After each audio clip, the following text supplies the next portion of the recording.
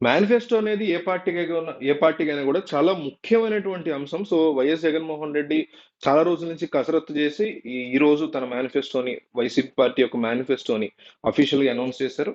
అయితే వైఎస్ జగన్మోహన్ రెడ్డి చాలా సింపుల్‌గా జనాలకి అర్థమయ్యేలాగా మాట్లాడడానికి ట్రై చేశారు. ఆయన ఏమంటున్నారంటే, నేను అలవి కాని హామీలు నేను చేయలేను అనుకున్నవి నేను ఎట్టి పరిస్థితుల్లో ఇవ్వలేను.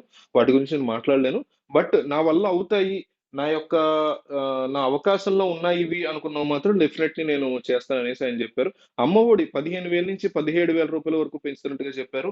3,00,000 సున్నా వడ్డీ పథకం ఏదైతే ఉందో అది కంటిన్యూ అవుతుందని చెప్పారు. కళ్యాణమస్తు, షాదీ తోఫా ఈ 2 కూడా కంపల్సరీ వెళ్తాయని, అట్లాగే ఇది తీసుకునే వాళ్ళకి 10థ్ క్లాస్ పాస్ అయి ఉండాలనేసి ఆయన చెప్పడం జరిగింది. ప్రతి పథకానికి కూడా ఏదో ఒక లాజికల్ చదువును ప్రోత్సహించేదో, ఇంకోటి ప్రోత్సహించేదో ఉండేలాగా తాము డిజైన్ చేస్తున్నామని, షాదీ తోఫా ఇచ్చినా, కళ్యాణ మస్తుకు డబ్బులిచ్చినా కంపల్సరీ 10వ తరగతి పాస్ అయి ఉండాలి అనేటువంటి రూల్‌ని మేము తీసుకురావడం జరిగిందని చెప్పుకొచ్చారు. లా నేస్తం అనేది కంటిన్యూ అవుతుందని చెప్పారు. అన్నిటికి మించి పెన్షన్‌లు ఆంధ్రప్రదేశ్‌లోని సామాజిక పెన్షన్‌లు ఏవైతే ఇస్తున్నారో రూ.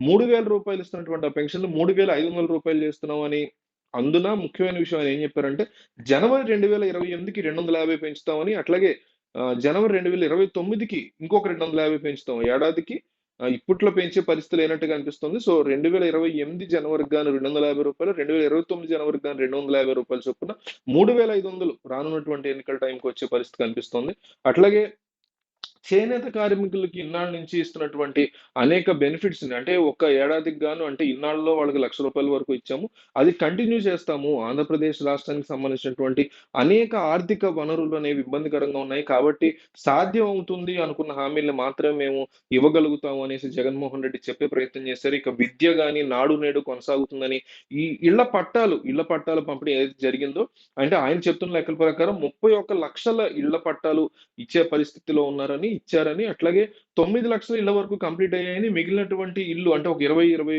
లక్షల ఇళ్ళు కంప్లీట్ అవుతూ ఉన్నాయని, ఇంకా ప్రధానమంత్రి ఆవాస్ యోజన కిందకొస్తుంది కాబట్టి, ఇంకా కొత్తగా అప్లై చేసుకునే వాళ్ళనండి, ఇంకొకళ్ళనండి, వాళ్ళందరికీ కూడా మళ్ళీ ఇళ్ళు శాంక్షన్ చేయబోతున్నాము ఈ ప్రభుత్వంలో. మళ్ళీ కొత్తగా ఒక 10, 15 లక్షల ఇళ్ళని నిర్మించబోతున్నాము మన ప్రభుత్వంలో అంటూ గూడా జగన్మోహన్ రెడ్డి చాలా ఇదిగా చెప్పుకొచ్చారు. సో, వైసీపీ మేనిఫెస్టో ఇట్లా ఉంటే, టీడీపీ మేనిఫెస్టో ఆల్రెడీ మనకు తెలుసు.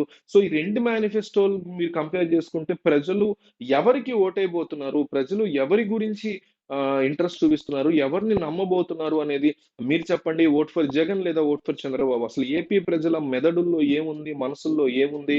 ఒక పక్క కూటమంతా ఫార్మ్ అయింది. ఒక పక్క నేను ఒంటరి అని చెప్తున్నారు జగన్మోహన్ రెడ్డి. మరి నిజంగా ఈయన ఒంటరా? లేక నిజంగా వాళ్ళందరూ ఫార్మ్ అయ్యారా? అసలు ఏంటి ఏపీలో జరుగుతున్నటువంటి పరిస్థితి ఏంటి? మేనిఫెస్టో ఇప్పుడే వచ్చింది కాబట్టి దాని గురించి మీ అభిప్రాయాలేంటి? మీ మనసులో మాటలేంటి? కామెంట్‌లో తెలియజేయండి.